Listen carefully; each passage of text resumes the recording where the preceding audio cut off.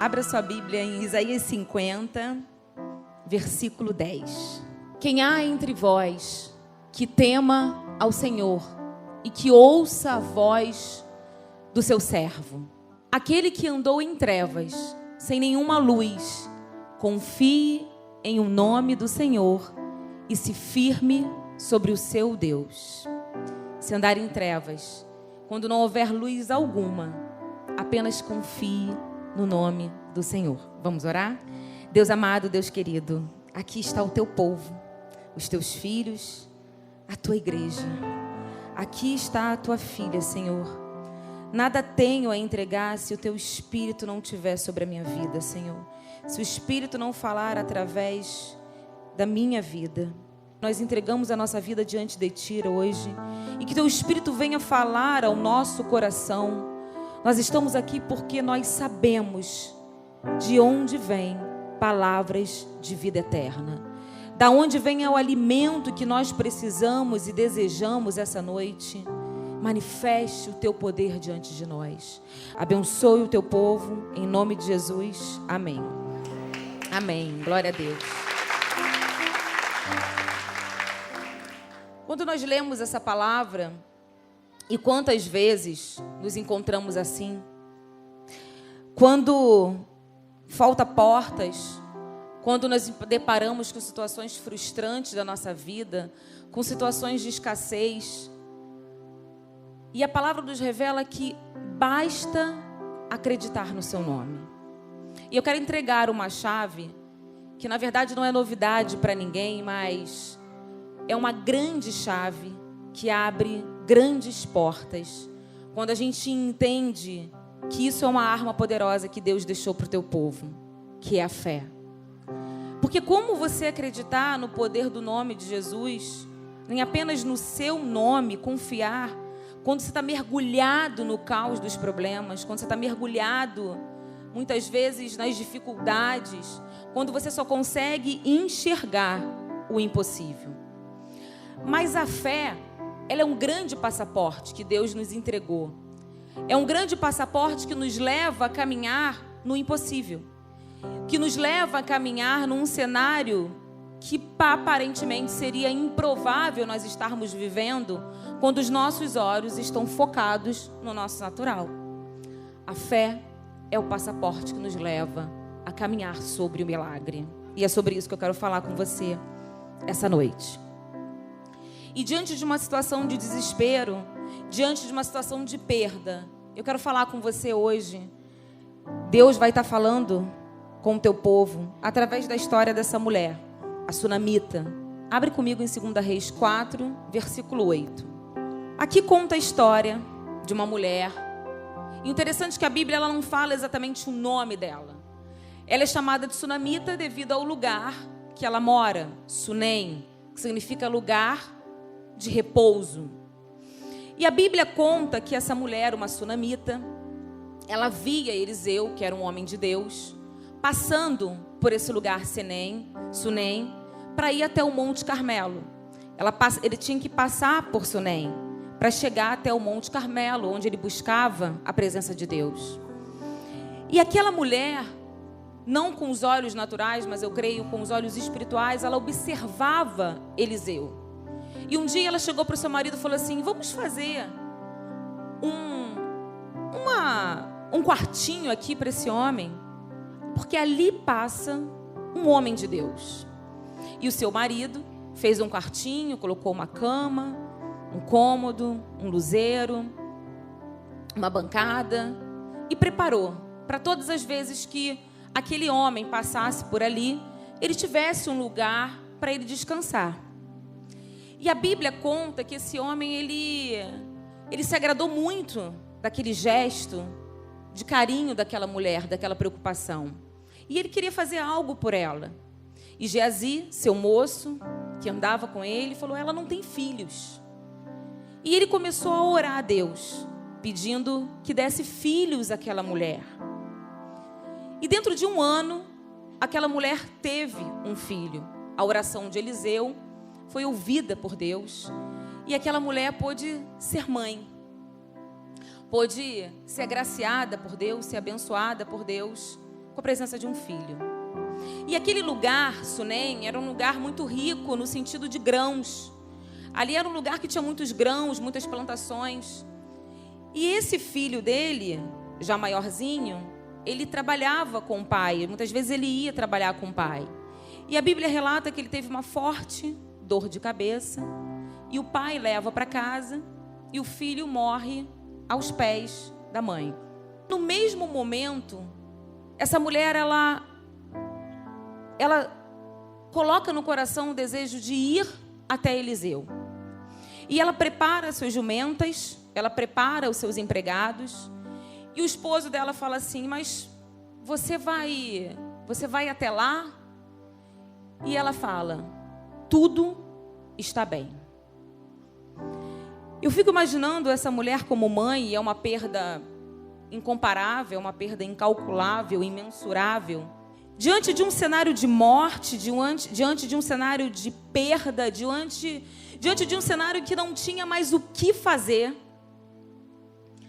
ela diz para o seu marido: vai tudo bem, está tudo bem. E ela sai daquele cenário e ela vai se encontrar com Eliseu.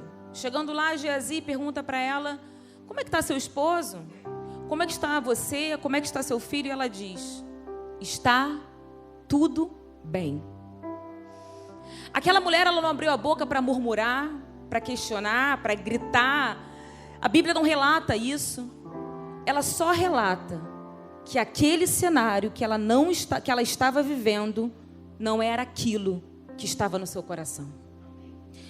Cuidado com quem que você tem contado as suas dores. Cuidado com quem você tem contado e murmurado a respeito da história que você tem vivido. Porque se não vai resolver, e se ao menos essa pessoa não vai nem orar por você, não abra sua boca para murmurar. Vá no lugar certo, vá na pessoa certa, para entregar as suas lágrimas. E foi o que essa mulher fez. Diante do profeta Eliseu, e ela fala como estava, qual era o quadro da casa dela. E naquele momento, eu estou encurtando a história, ele vai até a casa dela.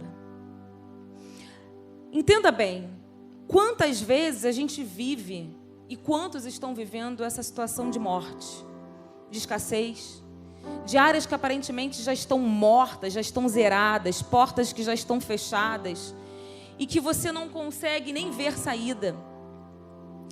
Mas aquela mulher entendeu que diante da morte, coisa que ela não poderia fazer mais nada, o que era necessário é ela buscar a presença do profeta.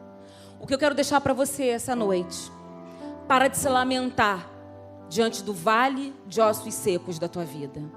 Pare de se lamentar diante de situações que pareçam ser o fim. Vá diante da presença. Vá diante da presença de Deus. Porque aquela mulher entendeu dentro dela que aquele cenário que ela estava vivendo não era o final da sua história. Ela entendeu que aquele cenário que ela estava vivendo não daria tempo dela chorar e murmurar, porque aquela não era a história que ela queria viver. Aquela mulher entendeu que ela precisava sair desse cenário de dor. E entenda bem, ela só conseguiu fazer isso diante da fé que ela carregava. Porque diante de momentos de frustrações, a gente quer sentar, chorar e começar a falar tudo que a gente está vivendo. A gente quer sentar e chorar e muitas vezes só repetir a história que a gente já está vivendo. Aquela mulher decidiu sair desse cenário e caminhar em direção ao cenário que poderia viver. Ela decidiu que ela precisaria sair daquele cenário de dor e caminhar em direção àquele que poderia mudar a tua história. Só quem pode mudar a nossa história é Jesus. É a presença. É a presença de Deus que muitas vezes a gente precisa buscar. Você não pode viver diante de cultos e cultos, de louvores e louvores. Você tem que viver diante de buscas e mais buscas, orações e mais orações, entrando no seu quarto e buscando a presença de Deus. Porque vir à igreja e ouvir um culto não quer dizer que você está vivendo quem é o dono da palavra. Não quer dizer que você está vivendo a própria palavra que é Jesus na tua vida. Mas quando você entende que você precisa entrar no seu quarto e buscar a presença dEle, buscar a face dEle, as frustrações elas não vão te paralisar. Você vai entender que os mimos que Deus nos dá, que são os presentes, eles nunca vão ser mais importantes que a presença. Nunca. O maior presente que Deus nos deixou foi a presença dEle. Só que muitas vezes os conflitos, as circunstâncias nos fazem abafar a presença de Deus. Muitas vezes as frustrações, as tempestades nos fazem até mesmo acreditar que Deus não está nesse processo com a gente. Deus está o tempo todo, porque Ele era, é e sempre será o Deus da nossa vida. O Deus que está diante das suas lágrimas e o Deus que está diante das suas alegrias. Não há variação de dúvida nele, porque o amor dele é inabalável. Ele independe de como você vai estar hoje, de como você vai estar amanhã. Não há variação. Ele te ama, independente do que você tenha feito. Então aquela mulher, ela deixa pra gente um exemplo que é necessário sair um pouco da dor que você está vivendo hoje e começar a contemplar o cenário que está logo ali, de alegria, de terra fértil, de bons frutos para a sua vida. Amém. Aquela sunamita enxergou que aquilo que ela estava vivendo não era a vida que ela queria ter. Muitas vezes a gente se acostuma com aquilo que a terra pode nos dar, que o clima pode nos dar, com aquilo, e a gente se limita, e a gente limita o agir de Deus. Mas a fé nos leva a viver o sobrenatural, nos leva a caminhar por algo e por um cenário muito improvável aos olhos humanos. Mas o que é viver o sobrenatural? Não é viver aquilo que a terra pode te dar, mas aquilo que Deus pode fazer na terra por você, para que todos vejam e sejam testemunhas daquilo que Deus tem feito através da sua vida. O que você tem feito enquanto espera o milagre de Deus? Essa é a grande questão. Você murmura ou você continua preparando a terra? Continua lançando as sementes, crendo que o melhor de Deus ainda está por vir. Amém. Mesmo que tudo e todos digam ao contrário, você não caminha por vista, você caminha por fé. E caminhar por fé é caminhar crendo que o impossível sobrenatural é o cenário que você já está andando. O que fazer enquanto espera o milagre? Eu quero falar de um homem, Davi, que ele, enquanto ele esperava o milagre de Deus, enquanto ele esperava o momento que Deus o levantaria como rei, quando ele esperava, o que ele fazia quando ele esperava viver o propósito de Deus? Davi matava leão, Davi matava urso, Davi ficava atrás das malhadas, cuidando daquilo que era importante para o seu pai. Davi levava marmita para os seus irmãos, enquanto que para muitos poderia ser uma situação muito desfavorável, poderia ser visto como o menor dos menores por estar levando marmita para os seus irmãos. Mas Davi entendeu que tudo aquilo fazia parte de um processo de Deus. Não despreze os pequenos começos. Não despreze o que você tem vivido hoje. Não se preocupe se os olhos de muitos não estão vendo o que você está fazendo. Davi, ele ficava atrás das malhadas. Quando o profeta foi diante do seu pai para ungir o rei de Israel, até mesmo seu pai não acreditou que ele poderia ser o escolhido por Deus. quando você não é a escolha de ninguém, lembre-se, você sempre será a escolha de Deus. Davi não era a escolha, Davi não era a opção, Davi não era a resposta de ninguém. Mas quando você é a escolha, todos verão que você é a resposta para essa geração. Davi foi a resposta para aquela geração porque ele entendeu que por mais que os olhos de muitos tivessem o vendo como muito pequeno, como o menor da casa, os olhos de Deus estavam lá, atrás das malhadas, vendo a forma que Davi fazia e como ele cuidava daquilo que era importante para o seu pai. Se Deus tem te confiado coisas que aos olhos naturais possam ser muito pequenas, não importa. Deus não está vendo o que você faz, Deus está vendo a forma com que você faz.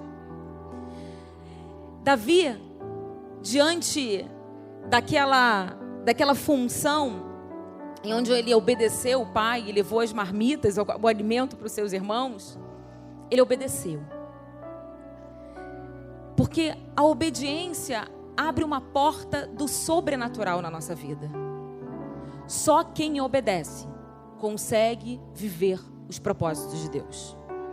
Davi, diante daquela simples tarefa de levar alimento para os seus irmãos, ele viu que ali era uma grande oportunidade que Deus estava dando para que todos vissem quem era o Deus de Davi. Só que muitas vezes a gente perde oportunidade achando que é muito pequeno, que é muita humilhação você viver aquilo. Você está perdendo parte do processo de Deus na sua vida. E você está atrasando o seu milagre. Você vê que Davi, diante de Golias, quando ele foi lutar contra Golias, Golias estava muito preparado. Golias, vocês sabem que ele tinha espada, tinha lança, tinha escudo. Ele estava com as vestimentas apropriadas para lutar. E Davi, ele estava com o improvável, estava com o que não era, ele não estava com o necessário. Ele estava com algumas pedras e uma funda. Pode ser que você olhe para a tua vida, você veja que tudo está muito desfavorável, que tudo está muito improvável para que Deus faça alguma coisa no meio dessa escassez. Mas não importa o que você tem vivido, não importa o cenário da tua vida, não importa o que você tem carregado, não importa a sua condição financeira, não importa onde você está nesse momento, porque nada disso importou. Nada disso foi relevante, nada disso definiu a vitória de Davi. O que definiu a vitória de Davi não é o que ele carregava nas mãos, porque aos olhos de muitos ali parecia que ele estava brincando, brincadeira de menino. Mas o que importava mesmo era aquilo que Davi carregava dentro dele. Não importa qual a condição que você vive hoje, não importa se os olhares não estão para você. O que importa é aquilo que você carrega dentro de você, que é a presença de Deus. Aquela sunamita entendeu que a presença do profeta na sua casa poderia mudar a história da vida dela. E o profeta, quando chega e ele deita diante daquele menino e passa o calor do corpo dele, quando Deus entra na nossa vida, quando Deus entra no cenário de morte, a morte tem que se retirar para dar lugar à vida. Quando Deus entra na sua história, qualquer terra, qualquer temperatura, qualquer previsão desfavorável tem que se retirar, porque o Deus da glória está entrando para mudar a tua história. Glória a Deus. A única voz que tem que te mover é a voz de Deus na sua vida. Porque essa faz você andar por lugares que os seus olhos ainda não conseguem alcançar, mas que Ele já tem preparado para você. Porque se Ele é o Deus que visita o nosso futuro, quer dizer que o futuro já está preparado para você. Cabe você viver a escolha que Deus quer ou não. Davi entendeu que não era importante o que os outros achavam a respeito dele. O que era importante é o que Deus sabia sobre ele. Quando a gente olha a história de alguns homens da Bíblia, Ana, e mulheres, né? Ana, quando você vê a história de Abraão, quando você vê a história de José, vários homens que você fala assim, nossa, esses homens foram escolhidos por Deus para marcar uma geração. Esses homens, na verdade, eles foram escolhidos por Deus, e Deus pegou eles daqui dessa história e levou para essa história, para que todos vissem que foi a mão do próprio Deus que os levou até aquele lugar de honra. Mas o que muitas vezes a gente esquece é que houve um processo no meio do caminho. Como na vida de Davi, houve um processo. Pode ser de muita humilhação, muitas lágrimas, muitas orações diante de Deus. Mas o que eu quero dizer é que o processo é Deus preparando a tua terra. É Deus arando a terra. É Deus tirando a sujeira da sua terra. É Deus adubando a sua terra. É Deus fortalecendo, colocando fortificante. É Deus preparando o teu solo. Quando você olha para a história de José, aquele homem foi humilhado, aquele homem foi vendido pelos irmãos.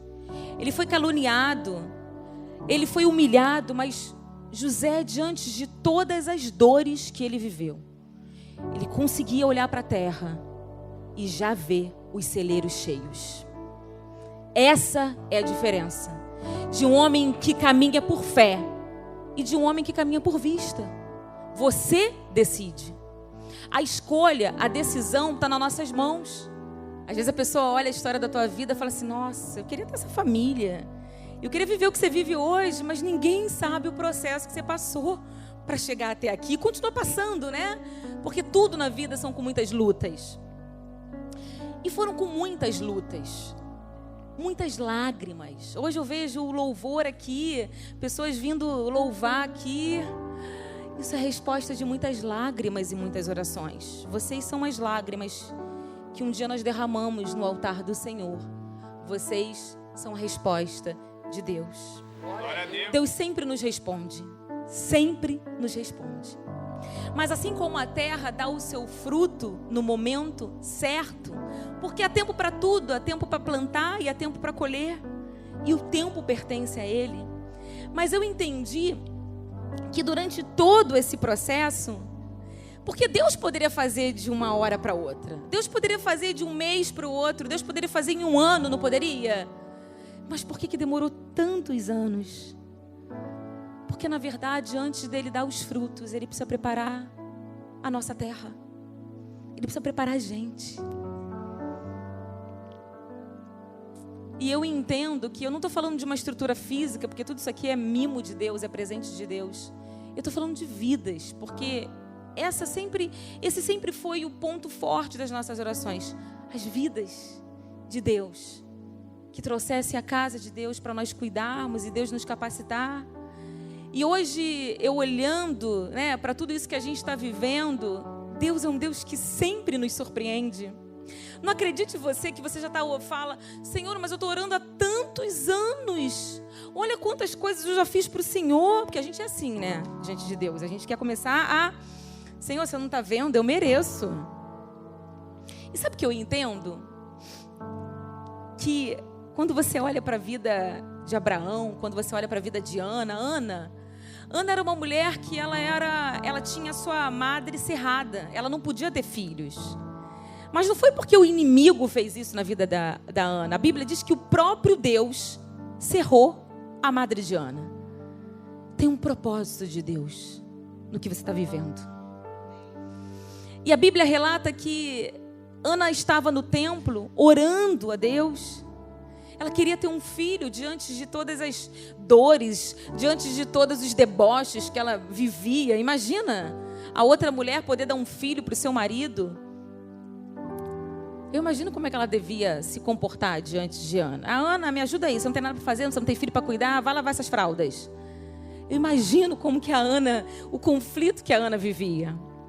Mas mesmo assim, Ana foi no lugar certo, buscar aquilo que era certo, buscar aquilo que era necessário.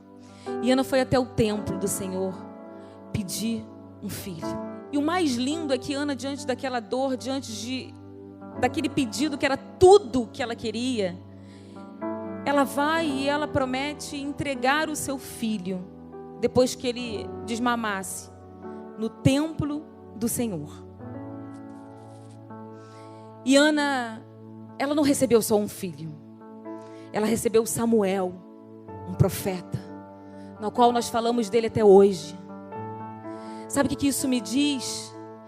É que a sua obediência diante de Deus, ela nunca vai surpreender Deus. Porque se Ele é o Deus que sonda os teus pensamentos, que conhece as palavras antes de sair dos seus lábios, é um Deus que sonda o teu coração, você nunca vai surpreender Deus.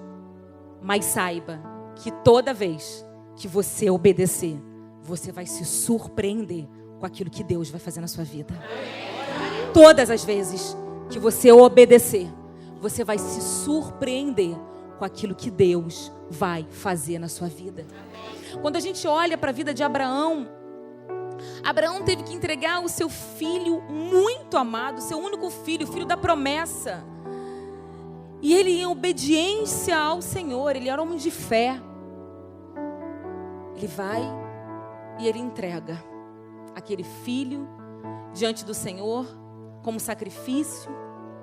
E Deus, o que é mais lindo, né? Que antigamente eles usavam o cordeiro para ser sacrificado. O cordeiro tinha que ser um animal muito novo, sem mancha, sem mácula, sem nada. E Deus pede Isaac, aquilo que era de melhor dele, o melhor, aquilo que era a melhor oferta que Deus tinha dado, o melhor presente de Deus. E lindo que quando Abraão abre os olhos, ele consegue ver que Deus providenciou um sacrifício. E Deus providencia um carneiro. A Bíblia diz que ele providenciou um carneiro, que ele estava preso na árvore. Isso revela para nós que tudo que você acha que faz para Deus ainda é muito pouco diante do que Deus vai fazer na sua vida. Porque o carneiro simboliza um animal que ele é um animal mais velho, um animal de mais valor. Por quê? Porque ele é um animal pronto para reprodução. Então, ele é um animal de mais valor. Significa que tudo que você entrega ainda é muito pouco diante daquilo que Deus vai te trazer. Diante de tudo que você entrega, ainda é pouco diante do muito que Deus vai te colocar. Tudo que você faz, todas as suas orações, Deus está ouvindo e no tempo certo Ele vai trazer a resposta. Creia nisso. Deus não é homem para mentir. Ele é o Deus que Ele promete. A tua palavra, ela não muda, não tem variação. Ou você crê ou você não crê, mas só verá a glória de Deus aqueles que creem naquilo que Ele é capaz de fazer na sua vida. Os presentes dessa terra, eles não são eternos, mas diante da presença, tudo que você ganha, ela é eterna. Creia nisso. Seja uma igreja que não vem aqui buscar aquilo que Deus possa te dar no natural. Deus quer te abençoar, sempre quer te abençoar, mas Ele é um Deus de muito mais, de muito além. O evangelho, muitas vezes, que vendem aí fora, é o evangelho que vende a prosperidade. Deus é um Deus que quer prosperar o teu povo? Quer. Mas caminhar na presença de Deus é viver um Deus em que você vê que quando a morte chega, Ele é o Deus que faz a vida ressurgir no lugar onde estava tudo escasso. Isso é viver a presença de Deus. É muito mais do que viver o natural da terra, é viver o sobrenatural. Abre comigo em Lucas 17, versículo 5. Disseram então os apóstolos ao Senhor, aqueles estavam perguntando a respeito da fé: acrescenta-nos a fé.